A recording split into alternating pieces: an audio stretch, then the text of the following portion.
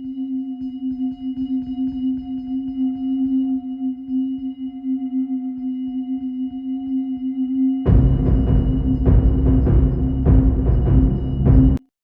morning, good afternoon, and good evening, ladies and gentlemen.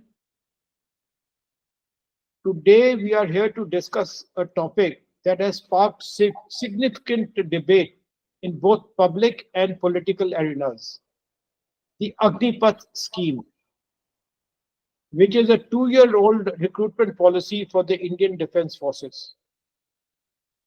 This scheme, designed to bring in a younger, more agile military force, offers short-term service opportunities for young Indians known as Agniveers. It aims to reduce pension liabilities and equip recruits with skills for future civilian employment. However, it has also raised concerns regarding its long-term impact on national security, the retention of talent, and the future of military careers in India.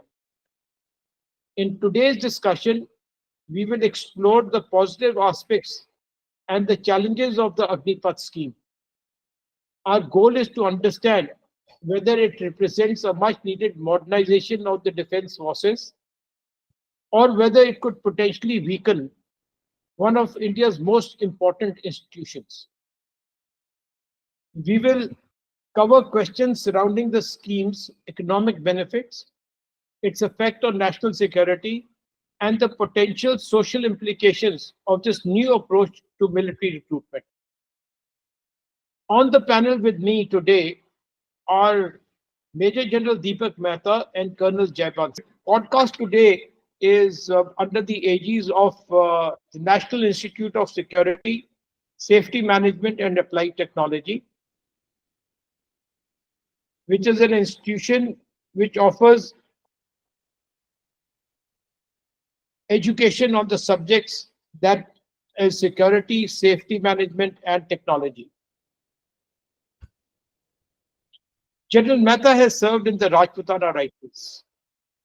He is an infantry soldier who has worked on the ground with troops in peace, insurgency, and the borders protecting our country. He has rubbed shoulders with soldiers and commanded a military division. He raised the first information warfare cell. Colonel Jaibans has varied experience in fields of defense, corporate management, communications, and social work. He has served in the Armored Corps, which is a regiment that deals with warfare on tanks. He's a postgraduate in journalism and mass communications from Punjab University. He's a gold medal and a diploma in management from Indian Institute of Modern Management. He has a combination of management skills, communication skills, and organizational strategic planning. Colonel Jaibans has worked with the Indian Army and nationalist organizations in the erstwhile state of Jammu and Kashmir for over 20 years. He has played an active role in build-up of the current situation in the Union Territory of J&K and Ladakh. I jump into my first question on Agniveers.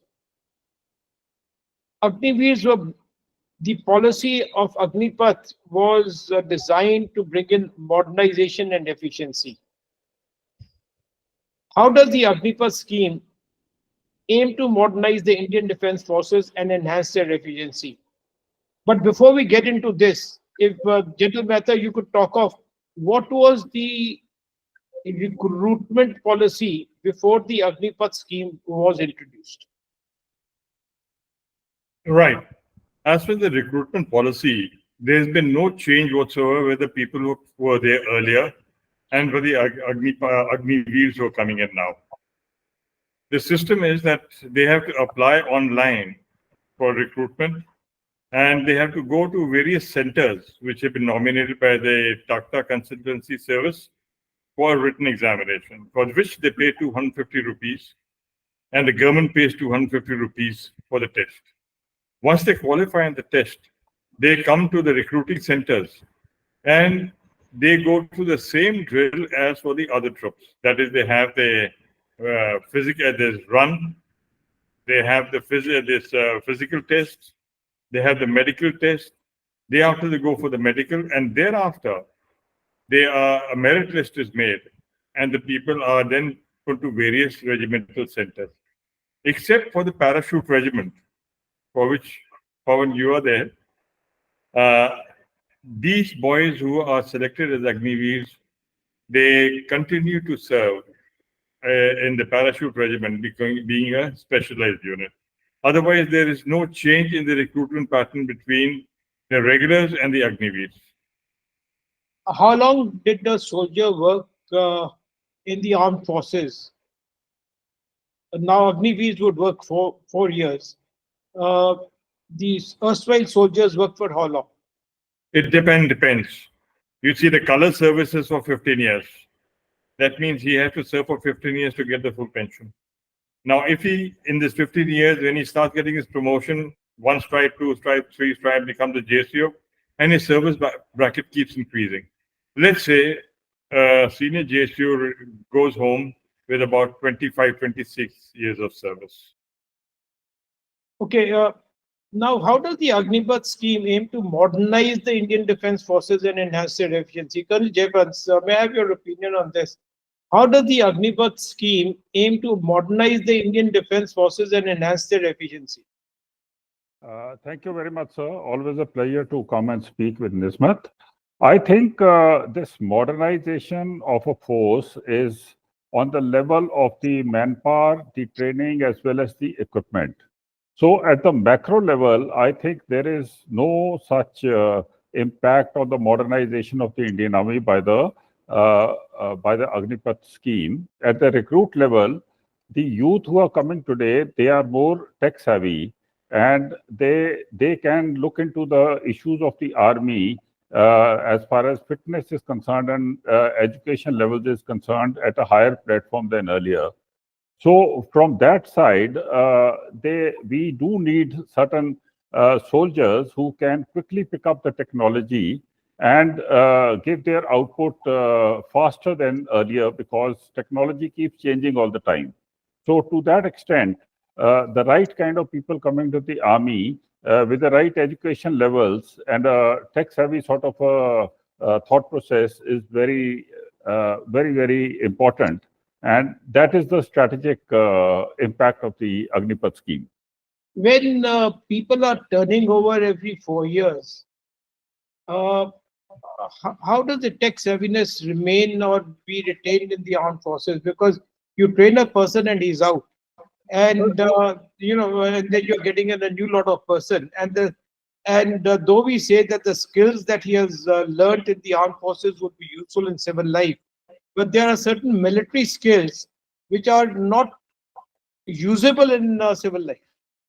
So we have to look at the cycle. You see, the cycle has not formed as yet because it is just 2 years. It is after 4 years that the first cycle will complete, and after about 6 years, you will actually come to know the impact of the cycle, because two sets have to go out and two new sets have to come in, and only then we will come to know that exactly where this entire thing stands. So it is not as if the entire lot of tech-savvy people have been removed from the army. 25% is the present-day percentage. It is not sacrosanct. In the course correction, this percentage can go up, or it may not be. It may not be laid down or legislated. In 1 year, they might take in 50%. In the next year, they might take in 40%. After all, they have to fill the post from the Lance Naik onwards also. It is not only recruits or in the army. So I think there will be certain course corrections which will come along with time, and the right amount of people for the remainder levels of the army, of the NCO level and above, will be retained. That is true. I have a little difference in this. You see, the skill development is dependent on the arms of service that the boy has been put into. For example, if he comes to infantry, yes, he has achieved the skill of weapon handling. He has achieved the skill of guardian duties. But if he goes to a equipment intensive unit like Jayban's Armored Corps, they have a dual trade system. In 4 years, would he be able to acquire the skills that are required for both the trades? He can drive a tank, all right. But, uh, for example, a person going to the artillery, would he be able to become the number one gunner in that out of the 4 years, 6 months is training, 3.5 years? Yes, certain skills can be attained in the services. If a chap has been enrolled as a vehicle driver, he has achieved the skills of a driver. A chap who joins a stock holding unit, for example, the ordnance, he can learn the skills of a SKT or a stockholder. Things that if a chap joins the Corps of Engineers, he can learn the skill of a welder and things like that. So the skill development is dependent on which type of unit does he go to. So my contention as far as this thing is concerned is that you see the skill development in the army does not stop at a particular level that 4 years are finished. It's an ongoing process. Your training is an ongoing process. Your proficiencies is an ongoing process. So the person in 4 years, whatever he has learned, and the number of people who have been retained in the army, they will carry the skill forward when they become regular soldiers. It's not going to go away from them. So it is not as if the entire skill of the Indian Army depends only upon the Agniveer. Agniveer is just for 4 years. After that, he becomes a regular soldier. He becomes an NCO. He becomes a JCO. So many of them will join the army as officers also. They will appear for the ACC examination.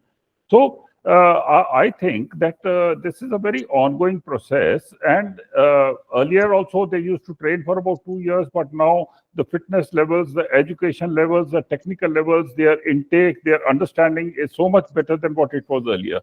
So I feel that they will be able to handle the system and the problems quite well. No, what I was wanting to ask also is, the intake quality has improved. You could also have improved the quality of the intake without introducing the Agnipath scheme. Definitely, sir, you could have, but the point is that see, most of the countries, what I have heard from a lot of people, what I have read also, most of the countries presently are following this kind of a scheme. In the US, they give an option of 2 or 3 methodologies by which the number of years that you can serve in the army. So there are two things, sir. A person comes into the army, there are so many recruits, there are so many people whom you do not want there because they are not good enough. So you are stuck with those guys for time immemorial. General Mehta also knows you have served over there. We have got so many black sheep. Then there are certain people who do not want to stay. They create all sorts of problems so that they can be boarded out and they can be sent home. There was a person in my regiment who had got married. I mean, I will tell you, he said that I'm not going to go to bed with my wife till such time I don't leave the army. People get so psyched about the whole thing. So this thing gives an option at the end for the army to retain the best. And for those who do not want to stay in the army, they can also go out. So that's only in the first 4 years. This kind of situation can occur in the 9th or the 10th year also. Uh, anyway, let's move forward. The Agnipath scheme promises financial benefits and a lump sum payout after 4 years. How does this improve the financial stability of the recruits and their families? Yes, financially, I think they have in the pay packet they have something known as which they put something in the corpus, which the government is also putting an equal amount. So by the time he finishes, and he's getting his pay alongside. So by the time he gets out after 4 years of service, he has about 11 lakhs of rupees, which he has besides the pay that he's been getting. Besides that, he's also got a life insurance, which is a substantial amount, 45 lakhs or something was like the life insurance. And yeah, 48 lakhs in case something happens to him. 48 lakhs is available to the family. Financially, with his pay and also the corpus that he's accrued, uh, should be quite substantial. It is not as bad as what people have been talking about. But is it comparable to other civil services? If a person dies in another civil service, the compensation that he gets, is the Agniveer's compensation comparable to those?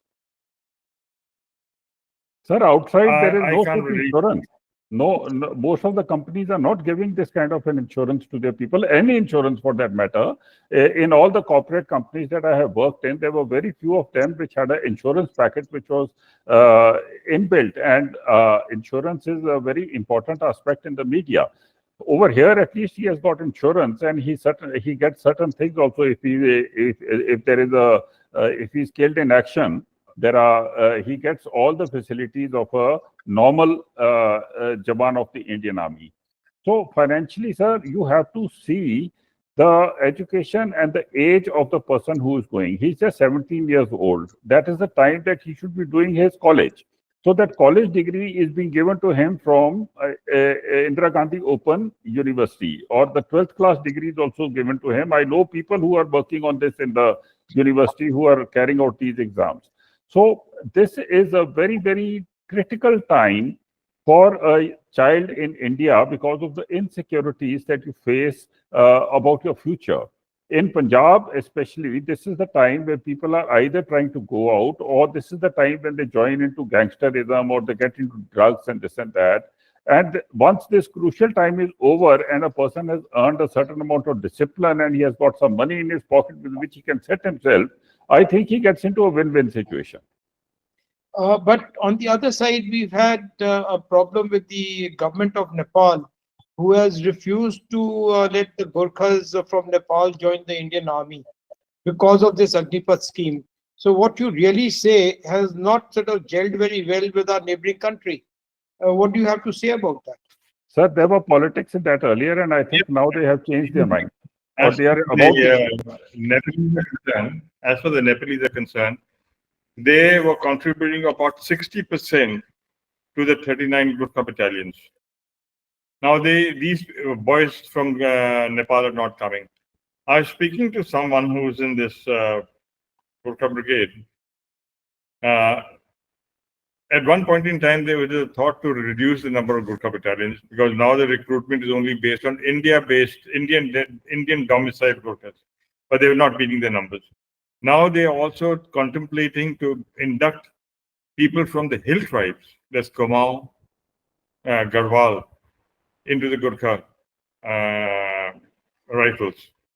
But apparently now some sort of a track to dialogue is being carried out with Nepal to get these Gurkhas back. And I've been speaking to the Gurkha boys who are from Nepal.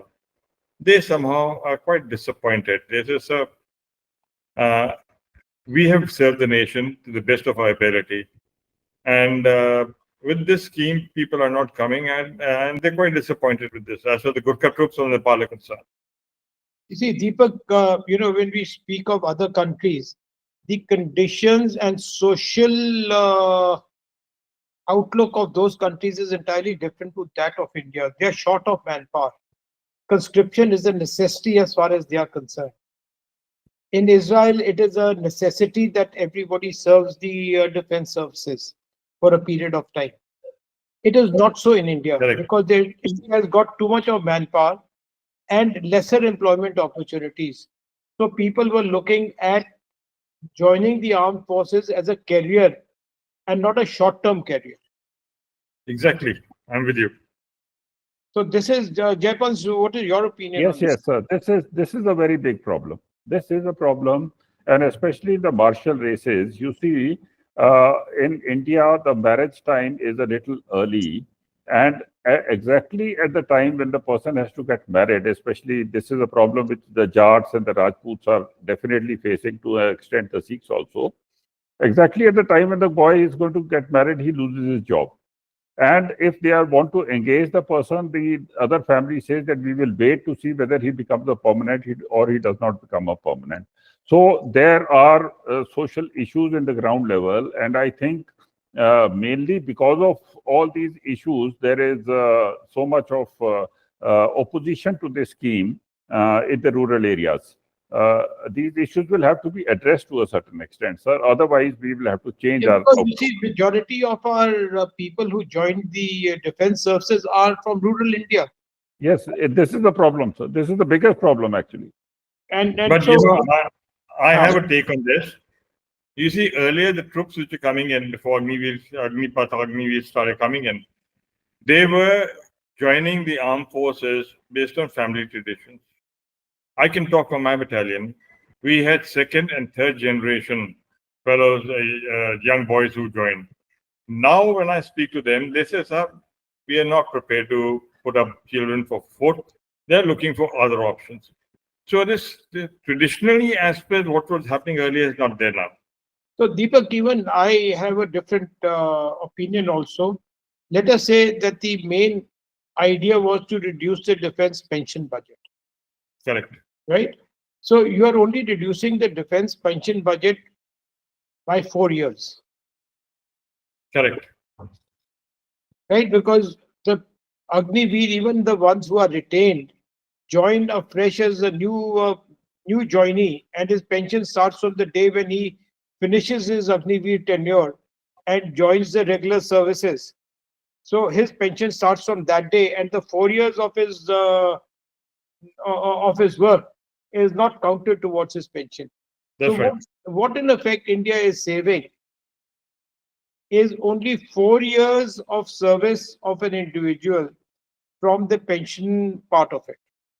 Now, to my mind, it is not sufficient saving for the country to put the defense services of the country to peril. What do you think about it? I'm with you. 40% of the defense pension budget goes to civil defense employees. 40%. For example, in the DRDO, there are about 40,000 people working in the various labs of the DRDO. Vijay Raghavan committee had also recommended to restructure this organization and reduce the strength. Nothing has happened. Now, there are certain organizations within the civil defense organization where the output is not as what it was desired to be. But 40% is a very large percentage of the pie which is going to the civil defense force, civil defense employees. This, if it was cut down to quite an extent, the uh, cutting edge or the combat potential would not have reduced that much. Uh, Japan, what is your opinion on yeah, this? sir, look, it's like this. That a lot of statements have come out on this aspect from the services also, from the politicians also, that reduction of pension was not one of the intentions or one of the reasons behind this Agnipath scheme. They have said so. Now, I am not party to the basic factors or the parameters on which this scheme was decided, and I also feel that if reduction of pension or the cost to the exchequer was the reason, then it was a very silly reason indeed. I hope it was not the reason, and they have said that it is not the reason. These are the statements that have come out. Who has said Uh, this? Let me finish, sir. So, having said that, even now, even today, the impact of on the pensions cannot be seen in less than 15 years, and the actual impact we will come to know only after 20 years, which takes us to 2042. And what is going to be the government in 2042, what is not going to be the government over there at that particular time is not legislated, and how many times there will be course corrections and whether this will stay there or not is also not a point. So I don't think that pensions and the exchequer is something that we actually should be talking about at this moment. See, the if there is going to be some some benefit to the government, it would be this, that if you take a permanent soldier, I think the permanent soldier starts off at more than 50,000 rupees basic pay, and the Agniveer is starting at just about 30,000 rupees. So if there is going to be some kind of a financial benefit out of this, it accrues in that area, not in the pension area at this point in time. So But I think that is a very minuscule amount. when the scheme was started off, it said that there would be substantial savings. So substantial savings, as you're pointing out, is one in the amount of salary being paid on a monthly basis, and the other is the savings that you want to accrue through the pension, right? And if these are the two things, uh, in my personal opinion, it is not substantive enough to have changed everything that was going on very well. But anyway, it's I not all. agree. So that's why I said it would be very silly to go for a scheme like this on the basis of finances. Yeah, They will give no benefit. but that was what was touted in the initial stages, because besides this, you can only talk of it's a younger army. But younger army, it doesn't sort of happen by just changing people at the initial stages. You need people who are higher up in age to be stopped at a particular age, not ones who are 17 to 21 in any case. Correct. So anyway, let's move on to the next thing. You know, what is the impact of Agniveers on our national security? Impact of Agniveers On national security, you see, because they only go through 4 years of service, out of which the first 6 months are, just trying to ingrain themselves into the thing. By the time they learn what is to be done, by the time they gain each other's trust, because, in my opinion, the armed forces functions on trust between soldiers. They know exactly that if I move and the other person is having my back, then I'm safe. That trust factor, in my opinion, will get lost because you now have two sets of people in the same unit. One is the Agniveer, which is vying to get a permanent position in the army, and the others who are permanently ingrained. So you have already created a divide in an infantry unit, at least, between the Agniveers and the soldiers who have become permanent. There is a divide, definitely. Absolutely. So, whether it's a good or bad thing. No, I'll tell you.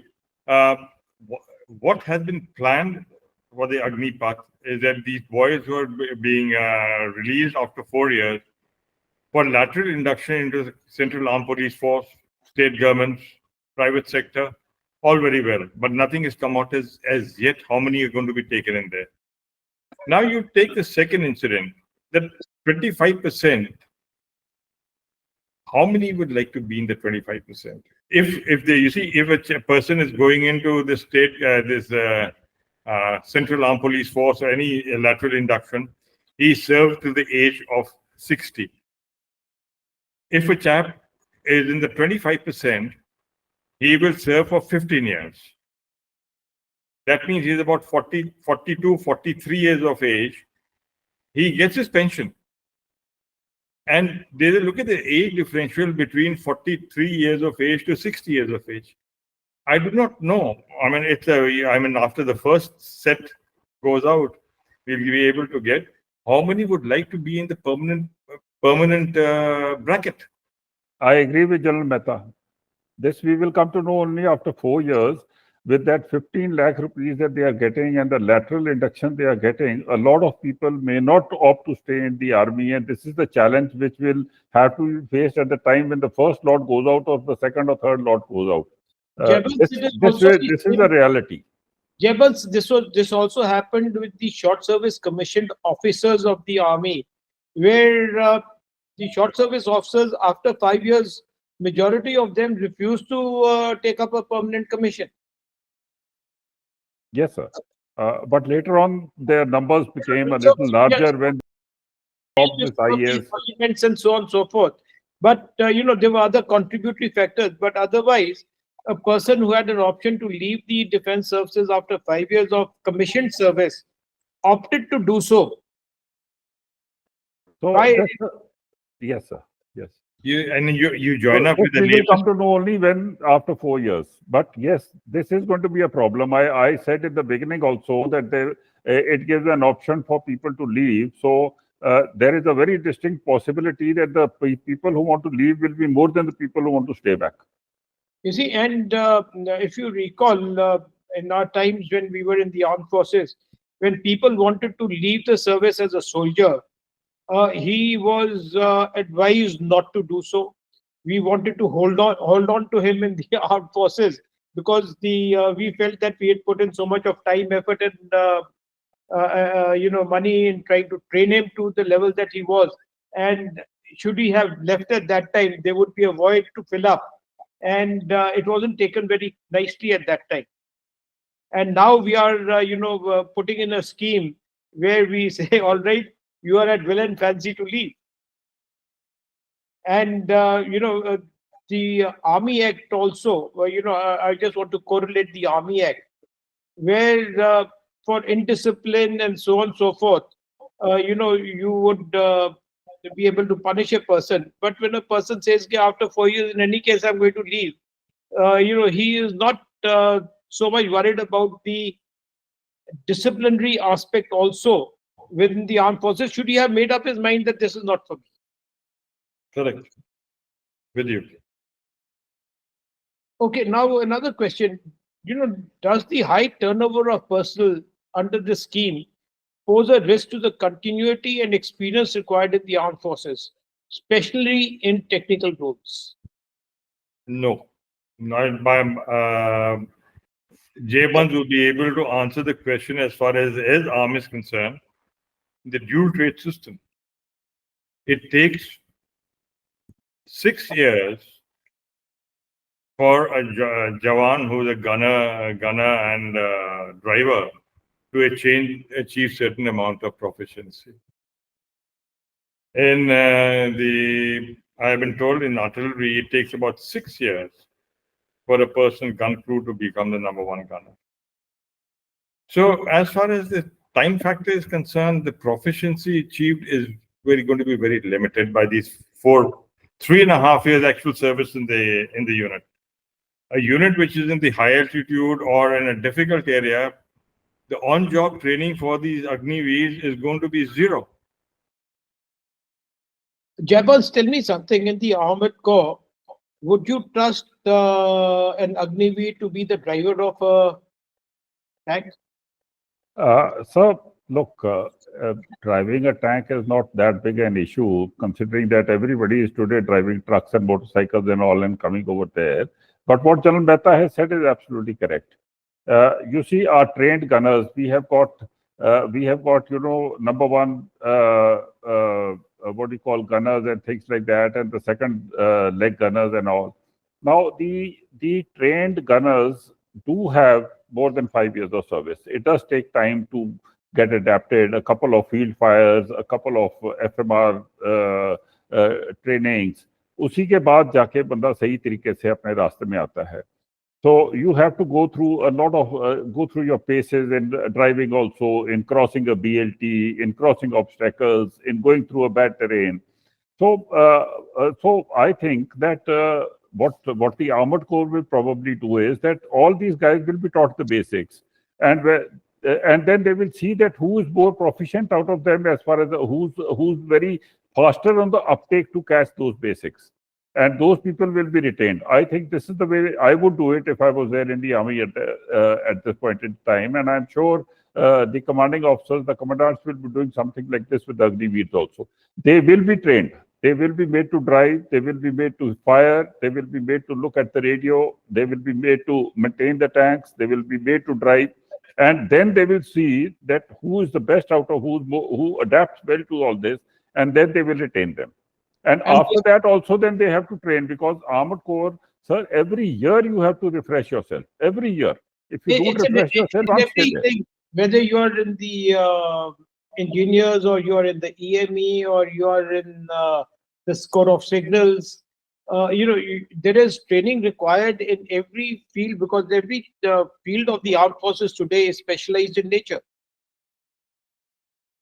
Even Yeah, recognition of even recognizing which ammunition is to be used where doesn't come easy.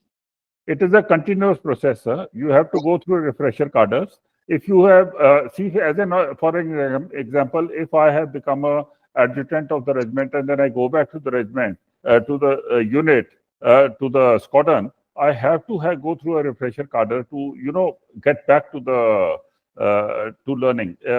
In technology, you have to refresh yourself very often. And then technology is ever changing also. It doesn't remain constant. Today you have a particular gun sight, tomorrow you may have a superior one. Day after you may require to change that into Exactly. a third one. And so therefore the change of technology is consistently happening. Your upgradation in tank technology is taking place. Your maintenance requirements keep changing. So with the first 4 years of service, you're losing a lot of traction, and the burden of the lack of knowledge in the first 4 years of these soldiers is going to sort of be shifted onto the other side of the fence, which is people who have been taken up as who have taken military as a career for themselves. They are being trained, sir. They are being trained in the 4 years. They are just not sitting over there and doing nothing. They will be taught how to drive. They will be taught how to fire the tank. They will be taught everything. No, they'll be taught everything, but by the time you teach them, it's time for them to go. Yeah, that is a big loss actually. So, so it's a double-edged weapon. But now let's just switch questions. And since Jayabans, you have also you're a student of psychology. What is the psychological and financial impact on recruits who are let go after 4 years with no guaranteed deployment in the military? Sir, at any stage of your life, it is very difficult to adapt to this kind of insecurity of losing your job. Any stage of your life. But this has become quite a fashion in the corporate world. So people, when I was in ANI, nobody wanted to stay for more than 2.5 years because career progression meant that they have to go out and try new things and go into a better place. And the turnover, this newer generation is quite adaptable to a change of profession, a quick turnover from one company to the other. So we were not like that. Our parents had taught us that security is very important, and once you get a job, you have to stick to it. These guys, they change their professions. They say that I don't like this, I like this, so I'm going to leave this and do something else. I'm going to leave medicine and go to the IAS. चलो इनकी level के ऊपर बात करें. So, but it is always a problem, especially when there is a shortage of money.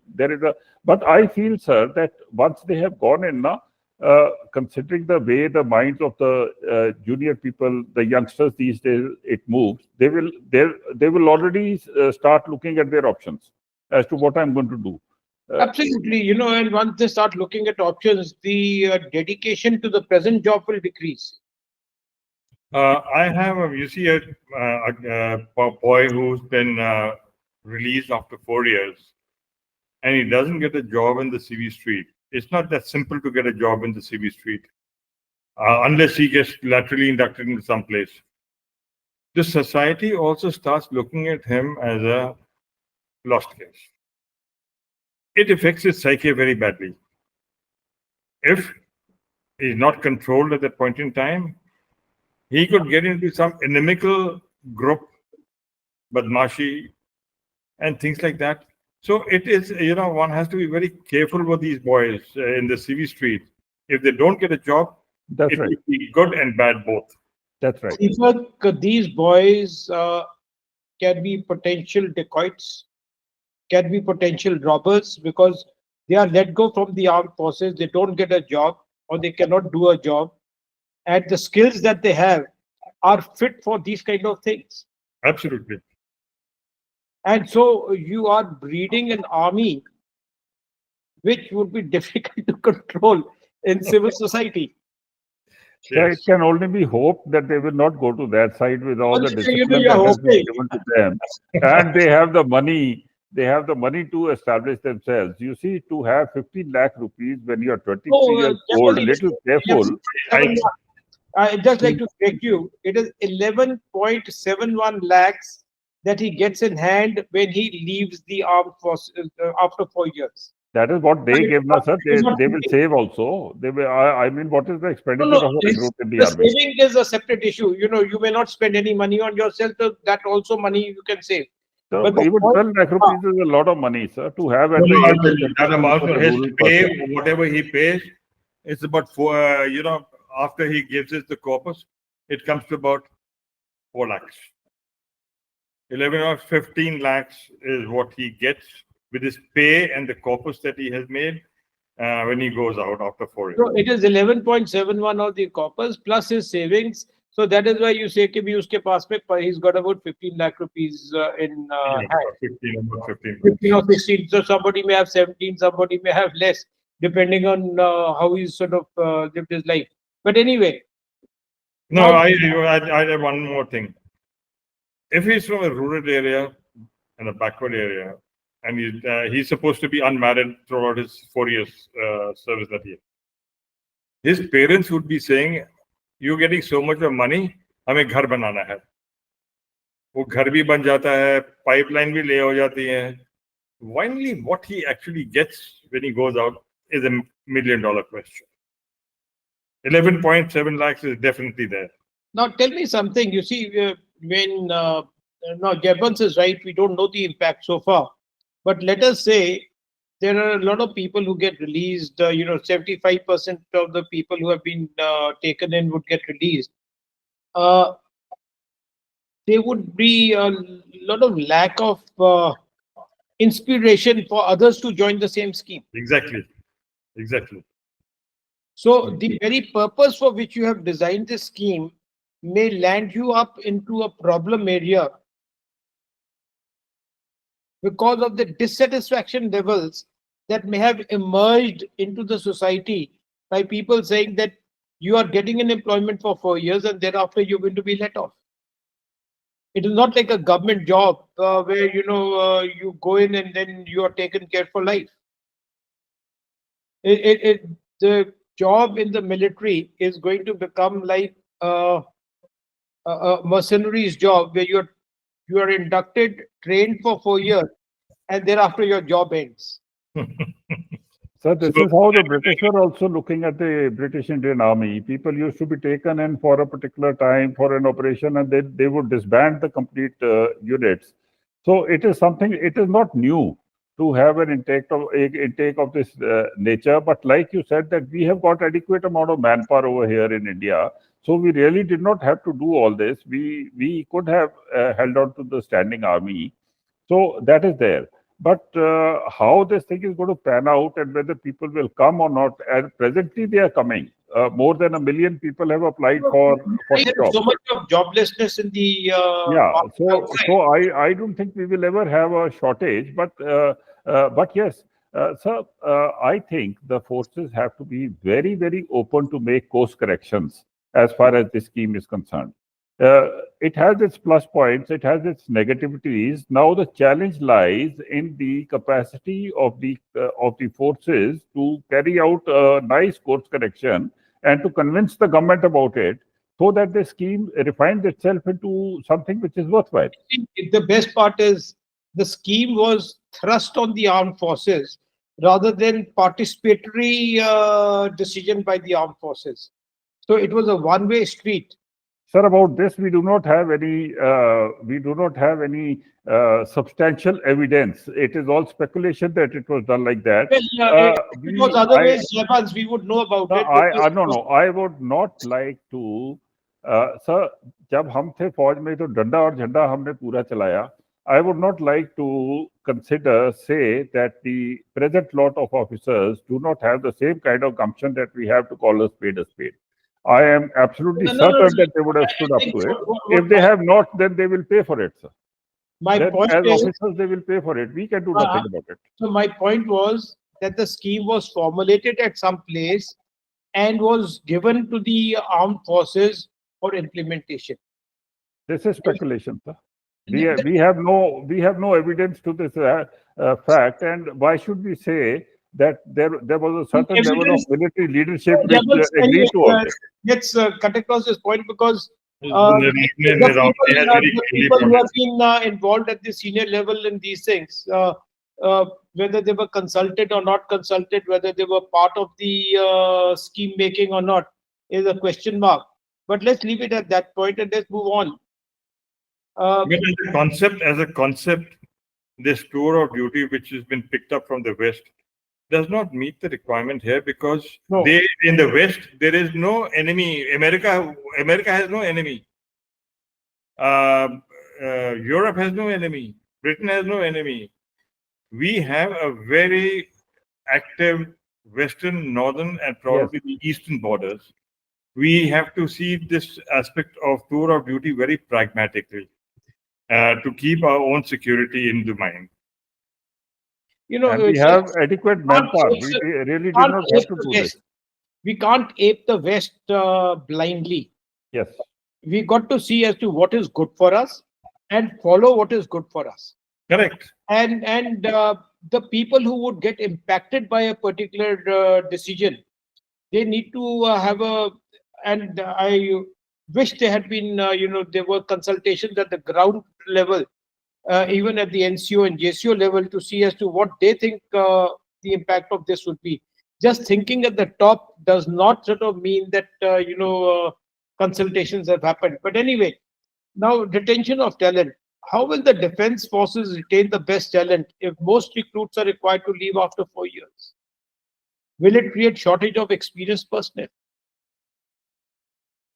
It will be dependent on the output of the subunit commanders and seeing the performance of these boys on ground.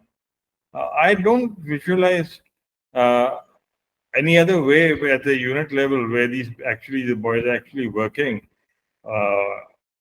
How can you actually differentiate one from the other? There's going to be a tremendous amount of rivalry. Yes. Amongst these boys to be retained in that 25%.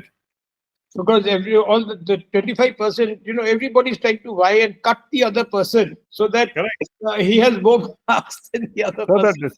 The decision making is going to be very difficult for the. They will develop a affection for these boys also in the 4 years. So the decision making of who to retain and who to leave is going to be very difficult for the commanding officers. Oh yes. No, and it's not going to be easy. Let us see what happens after 4 years. So it's not going to be remember, easy. the situation is that the commanding officer is not working on the ground at all times. He is getting a feedback to the NCO cadre and the JCO cadre for him to take a decision on. And therefore, it is a very, very subjective kind of a decision that will happen. And there's going to be a lot of heartburns at the ground level, when this happens. But this is retention of talent is going to be a big issue. Talent, they will get the best talent. There is no doubt about that they will ensure that the best out of these people stay over there. But all of them are the same. So this emotional bond of 4 years and how to decide between whom to keep and whom to leave, and the way in a troop they would have integrated so well. So there will be some very tearful departures every year from every unit with bada khanas and parties, and it is going to emotionally impact a lot of people. And from a social security and welfare point of view, the Agniveers are not entitled to pension. No. Nor are they entitled to any medical benefit after they are pushed out of the armed forces, which actually is a cornerstone of binding the military together. Does this undermine the financial security traditionally associated with serving in the defense forces? Of course it does. Of course it does. Absolutely. So how do you overcome it? When you know that there's a shortfall. No, I think how you can overcome it is there has to be a review of this scheme per se. And I guess there is some talk which is going on that there is a likelihood of a review. To make the satisfaction level higher, a higher percentage would have to be retained.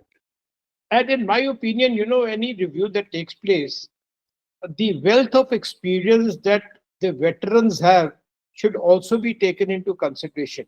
Absolutely.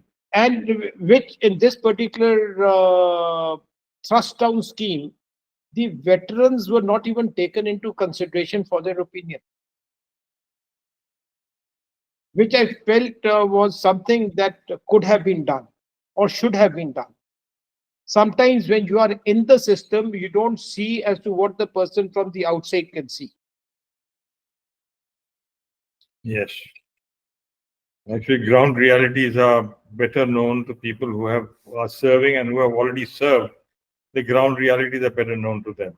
I'm with you. So like Deepak, we are discussing, we are all retired, we are veterans today. And, we are discussing this subject because it is close to our hearts. And though we are not serving currently, but it impacts us. It does, of course.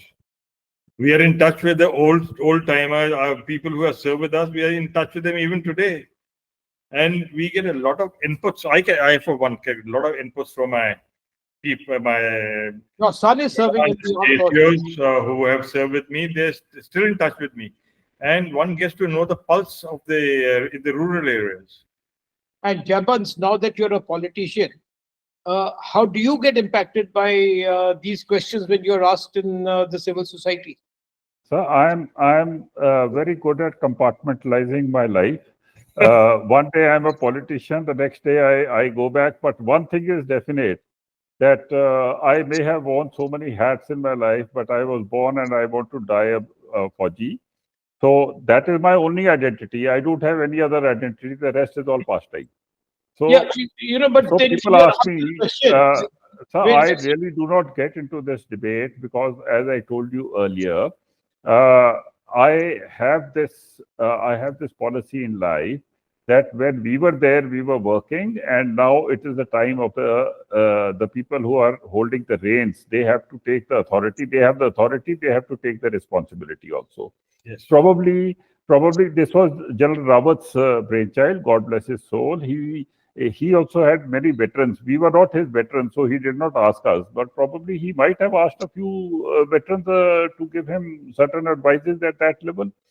So I feel that there is no scheme or no thing which is totally wrong and which is totally right. The method of recruitment which was there earlier was also very outdated. But the challenge before the army is to refine the scheme and make it workable for the benefit of the forces. And that is a challenge which the newer generation of military leaders, the CDS and below him, all the generals, they have to do it.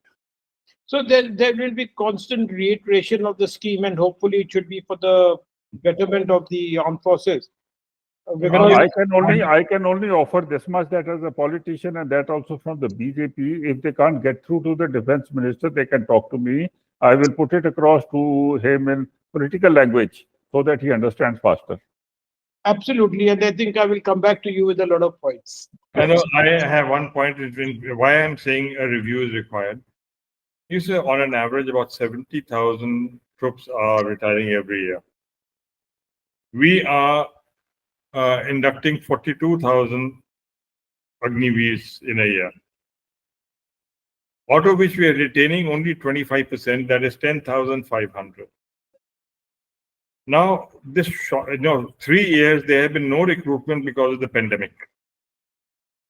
Now, with this gap in the number of people retiring vis-a-vis what we have, there is one school of thought which says it's going to take us 10 to 12 years to make up the strength.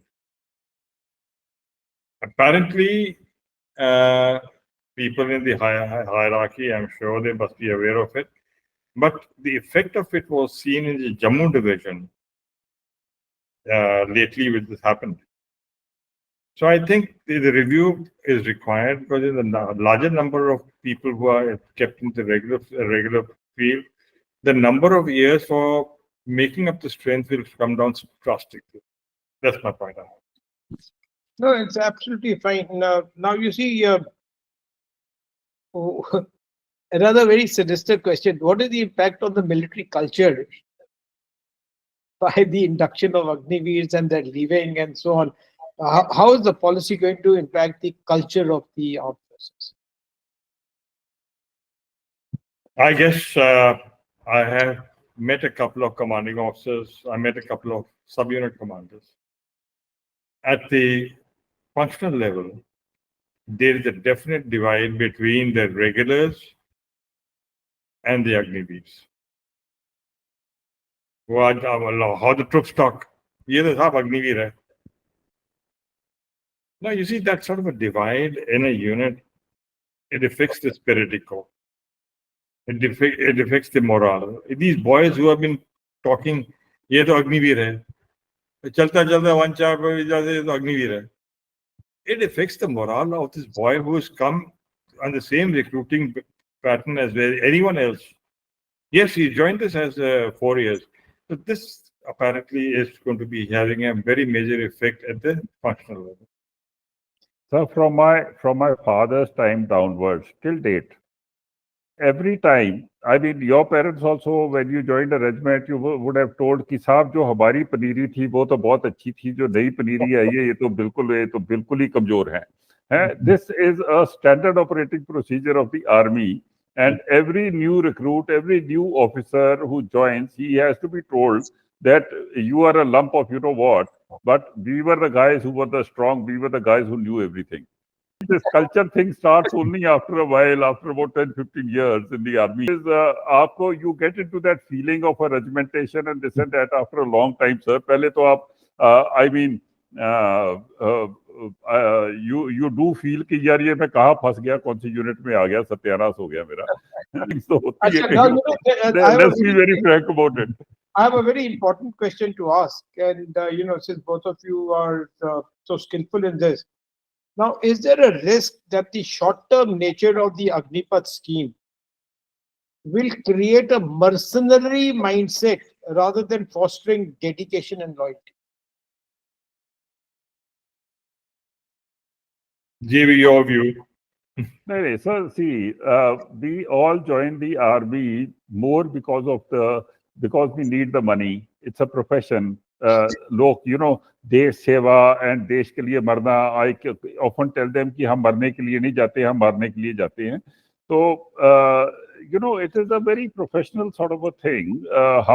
When we went to SSP also, we were told that don't say that you are going to serve the nation. Go say that because I'm there because it is a profession. So we have to look at all jobs as professionals, and soldiering is also a profession. It is a noble profession. And being a mercenary is also a noble profession.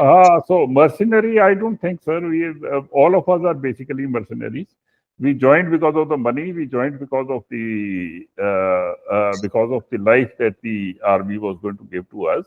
I don't think this will have any relevance on the army. Relevance is not going to be for the serving soldiers. The people who leave the armed forces are going to be available for mercenaries. That is a very big danger. I hope it does not happen, but it is a danger, especially in a place like Punjab. It is a terrible danger. You see, though the government of India bans employment, you may suddenly find people going to Dubai and from Dubai into Ukraine or into Russia to fight, which is happening also right now. And any skirmish anywhere in the world, you could be hired to sort of do a job. We can only hope that it does not happen, sir. We can only hope. We will come to know only after 4 years. You can only hope that it doesn't happen because the boys are young. They are at an impressionable age, and they're looking out for a job, and they have been trained for 4 years, and they have acquired the skills of a mercenary, and therefore there would be an availability should somebody want them. Yes. Absolutely. Now, besides mercenary, there are certain states where they have senas. You have this sena, that sena, and this country chap will join us, and these senas are a set of goons. He'd also be one of them. And now, let's talk of some broader impact of the scheme. Has the Agnipath scheme weakened the Indian Defence Services? Agnipath scheme, say again, please. Has the Agnipath scheme weakened the Indian Defence Forces? Yes, to a certain extent, yes. in terms of the manpower. As I mentioned to you, there is a shortage of manpower. It will take a certain amount of years. Otherwise, I think our troops we are well endowed in our military aspects, in our thinking, our concepts, our doctrines. We are well endowed. Yes, we have to make up the manpower. That and with the changing dynamics of warfare, what you're seeing around West Asia is also in Russia, Ukraine. I'm sure that the people in the hierarchy would be looking into all those aspects. I don't think it's going to be, except for the manpower factor, I think we are well endowed.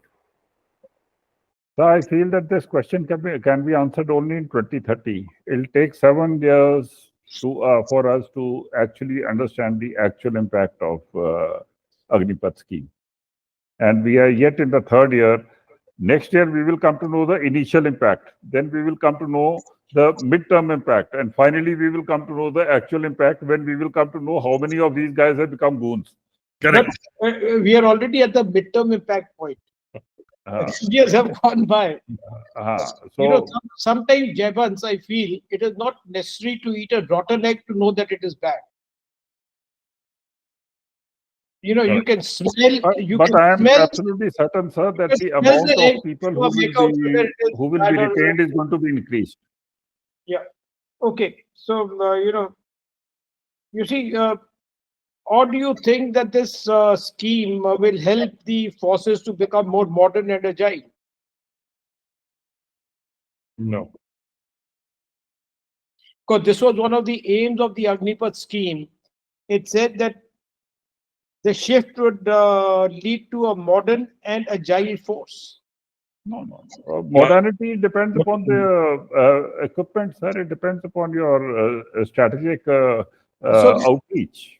So the aim was that you save money here and put it into better equipment. Modern in a sense that because the money that you're saving against the pension will go into the capital investment for equipment. And agility is again. No, but like we decided, what we save is only 4 months of 4 years of pension on to 75% of the intake. Yeah. And some lesser amount of money being paid out as salary in the first 4 years of a soldier's service. So what we are going to save from Agnipath scheme is not even a drop in the ocean of defense procurement. I think, like I said, I use the word silly. I mean, if financial gain was the one of the factors for this scheme, then it was a very silly thing to think about. And people have said that finances were not the driving factor. No, but that was the motive behind the entire thing. No, that's what we say now, sir. That's what we feel. I mean, you get into the scheme and the scheme says why it is being introduced. Anyway, I think it's. Let's move on to a question that is, more closer to your present position. What is the political opposition to the scheme? So, what happens is that every time when something new comes up, there are certain people who are negatively impacted, and then they get into an agitation mode. And once they get into an agitation mode, they are propelled by the opposition parties to do all this. I think as a military service, we are doing too serious a work to allow ourselves to get politically manipulated by any party. I do not wish to give any advice to the serving officers, but yes, I would like them to ensure that this political manipulation stays at the minimum. They have a job to do, which is more important than politics. Correct. No, that's absolutely right. But the introduction of this scheme has also caused the political intervention into the armed forces, where people feel that without their consent and without their involvement, a scheme has been brought in and being thrust on them, which may not be to the benefit of the armed forces. Now, that's a feeling that I have got by talking to a lot of people. Is that the I agree with you. As a matter of fact, it is not related to Agnipath per se. It is related to the hierarchy being politically uh, concerned or connected for higher appointments. You see the amount of policies which are taking place in terms of the higher appointments, the army commanders, the corps commanders. So there's certain amount of interference there, or people are playing ball. The hierarchy is playing ball with them, which is not desirable. That is true. Now, moving on to another question. You see, now a lot of Agniveers would be released into civil life. And one of the ideas was that they would be absorbed by the Central Armed Police Forces and the likes here. But there is general opposition to their absorption at this point of time, as I read in the media. Have you heard anything otherwise that there would be smooth absorption of these people into another service after they get released? Corporate services is one of them. You know, they can hunt for jobs in the corporate life. They can go in and get educated and then hunt for another job. But as they get released, what are the options that would be available to them? Jayant? So many of the BSF, CRPF, and all they have given so many assurances, and I think the assurances hold merit because it saves them the trouble of training people, and they get ready-made manpower, which is of a very high standard. So it is not a bad idea for them to take, but we have to just wait and watch whether they stand up to the word or not. Till such time that we don't see at least two groups being absorbed, we cannot be sure that what is being said about their absorption is a fact, or was it said with a clean hands and a clear heart, or was it just rhetoric? You know, I will tell, sir. Jayvans, to add to what you're saying, my personal experience is at one point in time, we had taken up a case for lateral induction of, I'm talking about the officers at that point in time, or lateral induction of officers into the CAPF. The reply we got is that we have our own cadre and we don't want to dilute it. Now, what you're saying is, let's see what the first batch, when they release, how much they absorb. Even the states, every state has got certain percentage of ex-servicemen to be employed, but that percentage is never met.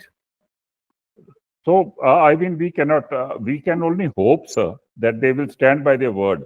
But I think what did they say? only time will tell you whether they are Only time will tell. Only time Only will time tell. will tell.